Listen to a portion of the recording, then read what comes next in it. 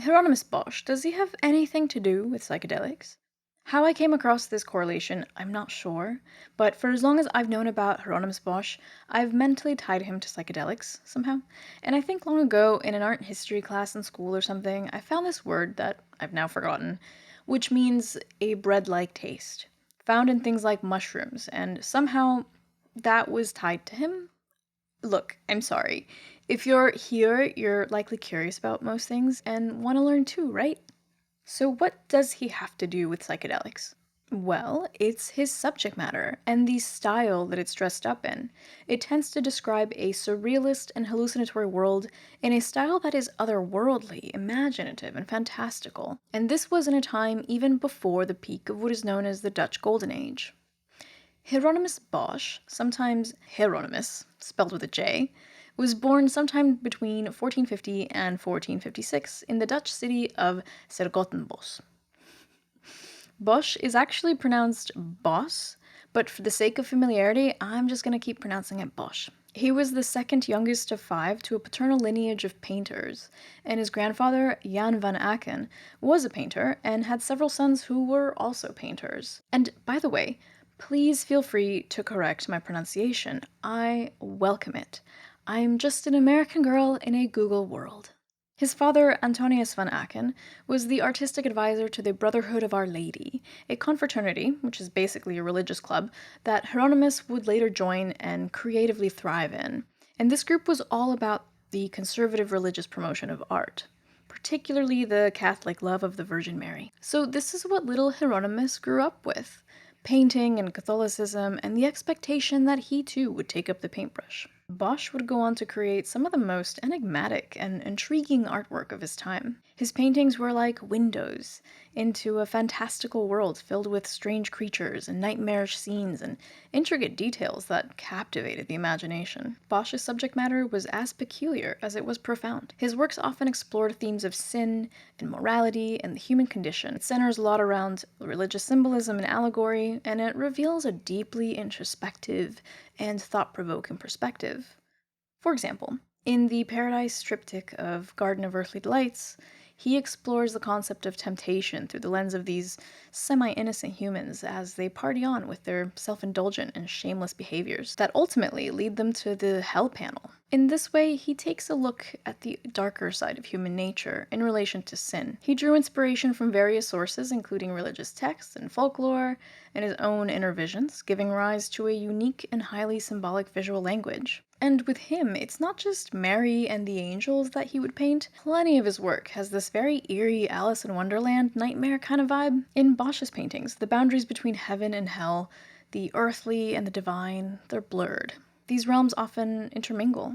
He depicted a vast array of bizarre creatures, both human and animal-like, engaged in all manner of peculiar activities. Monstrous beings with twisted bodies and grotesque features roamed his canvases, while angels and demons battled for supremacy. His landscapes were filled with fantastical architecture and eerie forests and alien fruit and sprawling cityscapes teeming with strange figures. During Bosch's time, the Netherlands was experiencing an expansion in economic and cultural growth, and this would help him secure commissions and gain a following, usually in the form of students. They would learn from him and so naturally imitate his work. But it was still the Middle Ages, so you did have to deal with potentially getting poisoned by your breakfast. Which brings me to ergot poisoning. How ergotism affects people. Ergotism is the condition caused by eating grain contaminated with the ergot fungus Claviceps purpurea. This fungus produces several toxic alkaloids, including ergotamine and ergonovine, which can cause a range of symptoms, such as, but not limited to, hallucinations, convulsions, constricted blood flow to your extremities leading to gangrene, weakness, numbness, confusion, itchiness, vision problems, spasms, muscle pain, unconsciousness, and finally, death from the infections in your rotting extremities because of the gangrene. It's not the fun fungi. Don't go looking for it. But historically, it's even had some uses. In the Middle Ages, midwives would use ergot to induce labor or cause an abortion. And then, of course, there's the Swiss chemist Albert Hofmann, who figured out how to use the ergot extract ergotamine to synthesize lysergic acid diethylamine. You know which one. LSD.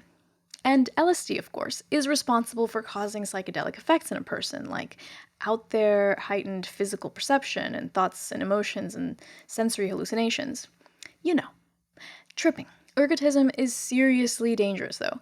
No one is eating the ergot fungus for fun, because it will either cause you to convulse or give you gangrene and make your limbs fall off. Either way, the victim suffers greatly and then possibly dies.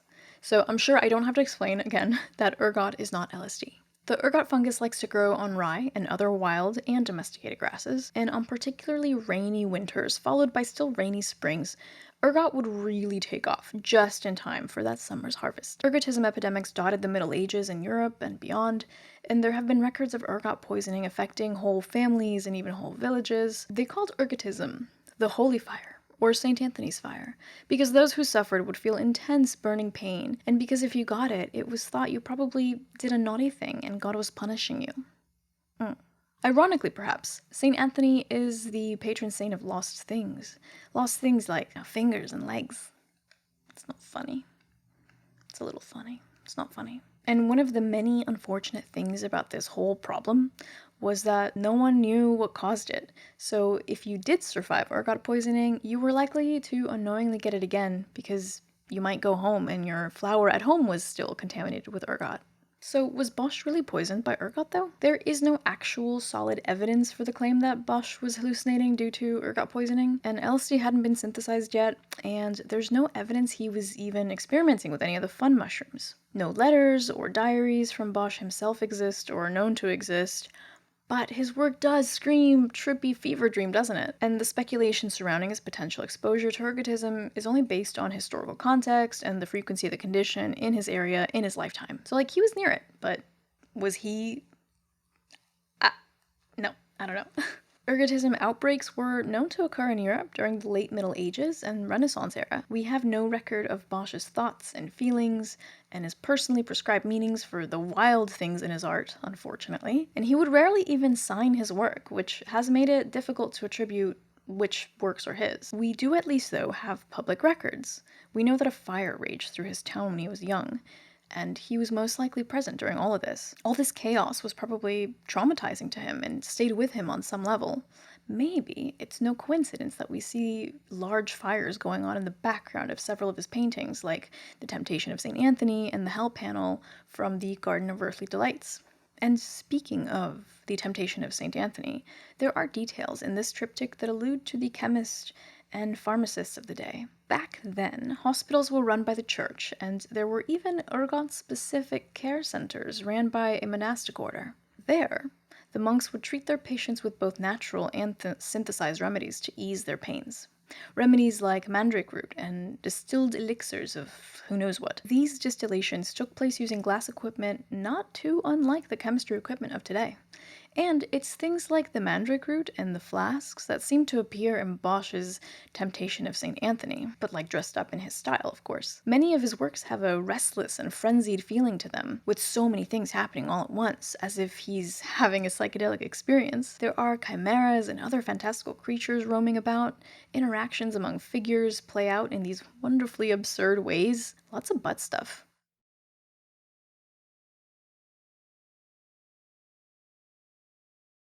Art historian Walter Gibson said about Bosch, "A world of dreams and nightmares in which forms seem to flicker and change before our eyes." It's no wonder people nowadays think that he was tripping back then. It's the stuff of a psychedelic-induced imagination. But Bosch didn't need drugs. He was high on religion and life. He was being original for his time, with his uniquely creepy perspective. But he was essentially saying the same things many others of his time were saying, which was, be good, go to church, obey, go to heaven, because hell is scary. As seen from the wider view of many centuries later, Bosch fits right in with his contemporaries and geography. It's just that he did it in this very unique and fantastical way. So for that, yeah, he was unique, while also following the beaten path of supporting the religious narrative with his art. So what do you think about his art? What do you think was up with him as a person? I have yet to see an original Bosch in person, but I know that when I do, I'll be staring at it for so long because there's so much going on in all of his works. Oh my god. Possibly setting off the museum alarms because I got too close. Tee. Whatever. Thank you so much for watching, and if you find these moments and stories in history as interesting as I do, I would deeply appreciate it if you hit the like button and subscribe for more art-related content. Until next time, take care, and go look at some art. And don't eat the ergot.